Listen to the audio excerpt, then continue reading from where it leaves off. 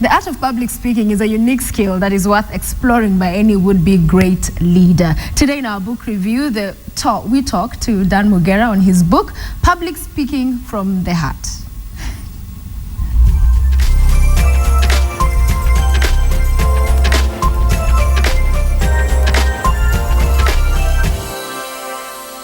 Dan Mogera, author, Public Speaking from the Heart. Thank you very much for joining us.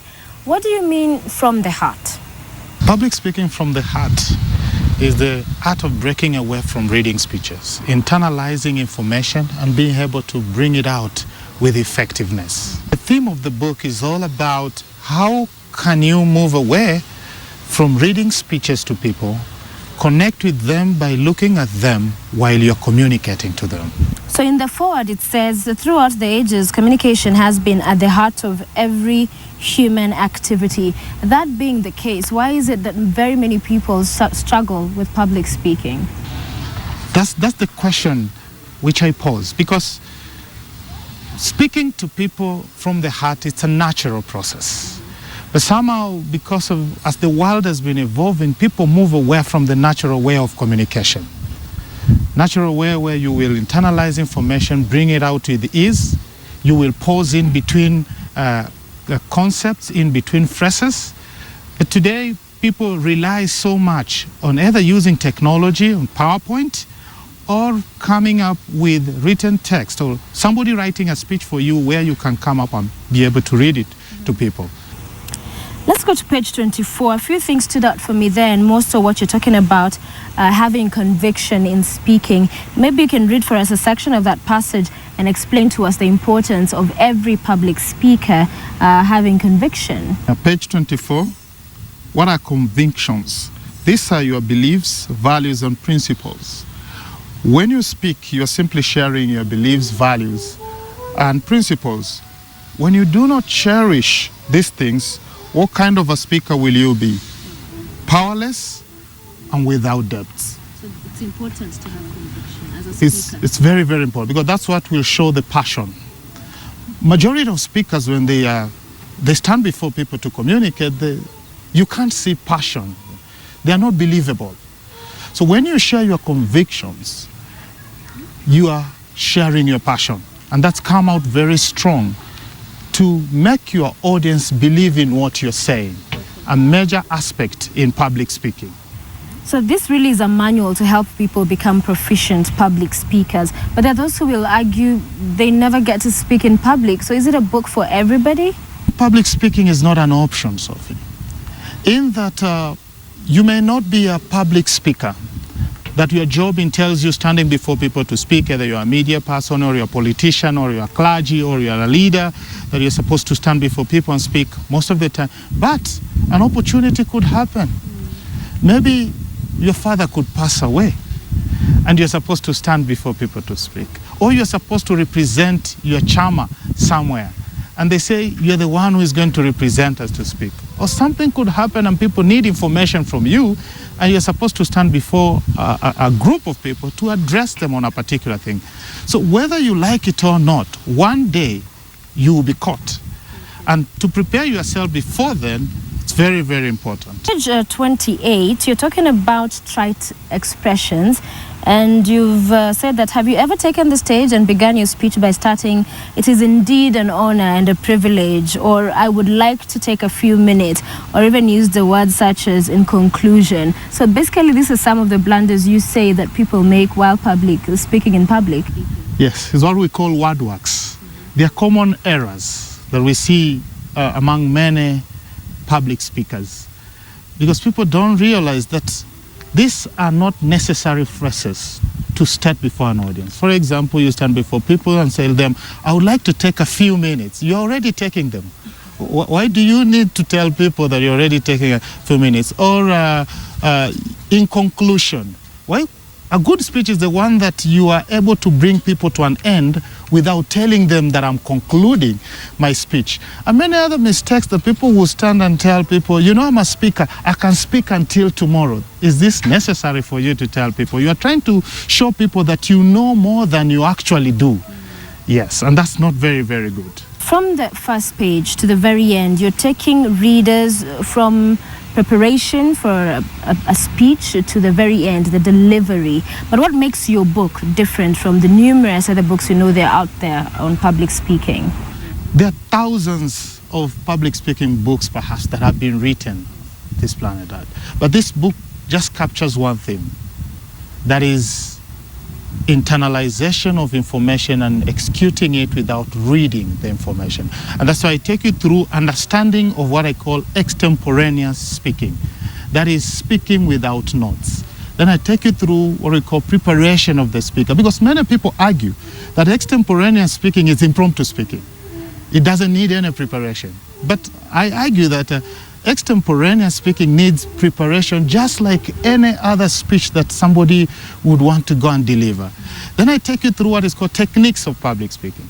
Because for you to be interesting and to sound passionate, then you need to have techniques, either you're using sayings or stories or quotes or analogies, or you're using metaphors. All this put together makes you outstanding as a speaker. Then memory training or memory development. Why memory development? Because you can never be an extemporaneous speaker speaking from the heart without a strong memory. You need to develop your memory so that you are able to internalize a 30-minute speech, a 40-minute speech, a 1-hour speech, and be able to execute it without reading it. Then the voice as an instrument of speaking, because you can never communicate to people without using your voice. But majority of people don't take the training of the voice as very, very important. And so you may have a very good speech that you have prepared, but you sound so monotonous, you're not interesting.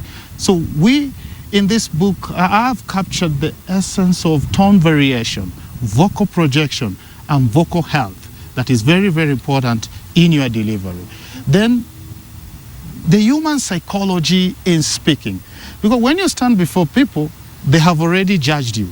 They already have thoughts about you. Some may not be pleased with you, some may be pleased with you. So how you read them and be able to direct them towards where you want them to go, it's very, very important. So many people, because they don't understand human psychology, they may come with their speech and they're not able to detect that people are tired. So you need to be flexible. Or people, they want you to emphasize on a particular information instead of you just rushing through your speech. And then the art of delivery will become very, very important for you to stand there, package yourself, come out with confidence, but also humility to deliver your speech in a strong way.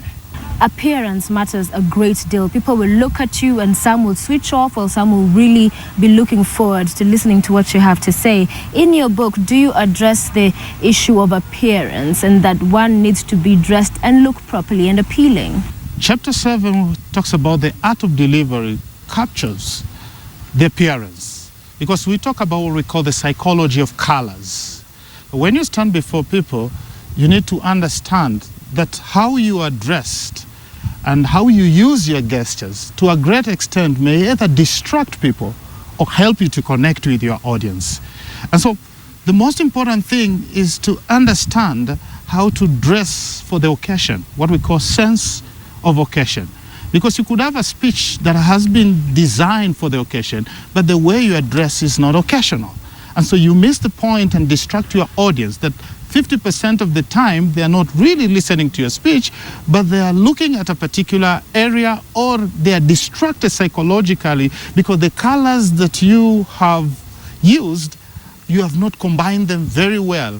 And so it becomes very, very destructive.